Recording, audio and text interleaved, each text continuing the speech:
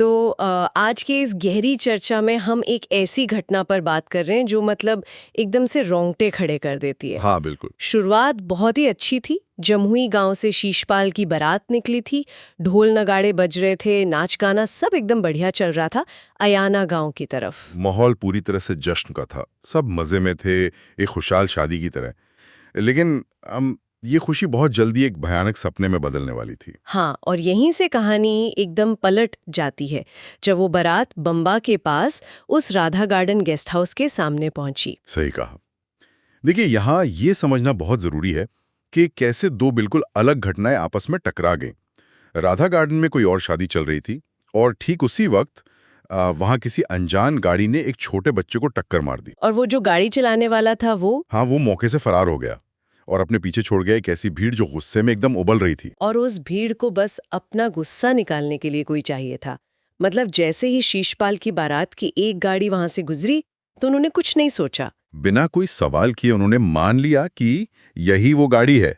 इसे हम कन्फर्मेशन बायस कह सकते हैं, जहां लोग गुस्से में सच नहीं देखते, बस सामने जो दिखा उसी पर टूट पड़ते हैं। बिल्कुल, ये बहुत डरावना है। उन्होंने गाड़ी रोक ली और ड्राइवर को जबरदस्ती बाहर खींच लिया और फिर शुरू हो गई हिंसक पत्थरबाजी। और सोचिए, उस गाड़ी का उस एक्सीडेंट से कोई दूर दूर तक वास्ता नहीं था।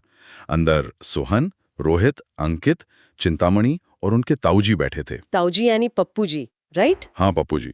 उन सभी बेकसूर लोगों पर अचानक से अंधाधुंध हमला हो गया। एकदम बेकसूर लोग। इसी हमले में रोहित के सिर पर सीधा पत्थर लगा और अंकित को भी काफी गंभीर चोटें आईं। ये सुन के ही सच में रूह काम जाती है। मैं तो यही सोच रही थी कि यहाँ से ना इस पूरी घटना का एक बहुत ही अलग पहलू सामने आता है, किस्मत का खेल। किस्मत कैसे रातों रात या कहीं सेकंडों में फैसले पलट देती है ना। एकदम, जैसे जो जानकारी हमारे पास है उसके हिसाब से एक दोस्त है वैभव, वो भी उसी गाड़ी में जाने वाला था, पर वो नहीं गया। हाँ, बिल्कुल आखिरी वक्त में उसका प्लान कैंसिल हो गया।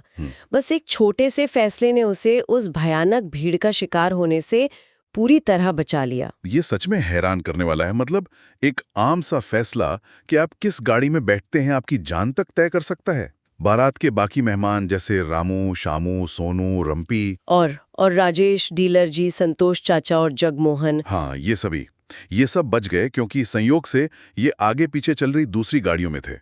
रास्ता वही, रात वही, लेकिन बस गाड़ी अलग होने से उनके अनुभव में जमीन आसमान का फर्क आ गया। बिल्कुल। इससे एक बात तो एकदम साफ हो जाती है कि गुस्सा सच से बहुत तेज भागता है। एक छोटी सी गलतफहमी ने एक पूरे जश्न को तबाह कर दिया। भीड़ की मानसिकता अक्सर इंसान की सोचने समझने की ताकत को कुचल देती है। वो सिर्फ आवेश में काम करती है और हमारे जो सबसे सुरक्षित लगने वाले खुशी के पल होते हैं वो भी इस गुस्से के सामने बहुत कमजोर साबित होते हैं। सही कहा आपने। आज की इस गहरी चर्चा को हम यहीं विराम देते हैं, पर जाने से पहले एक सवाल है जो इंसान को सोचने पर मजबूर कर देता है। वो क्या?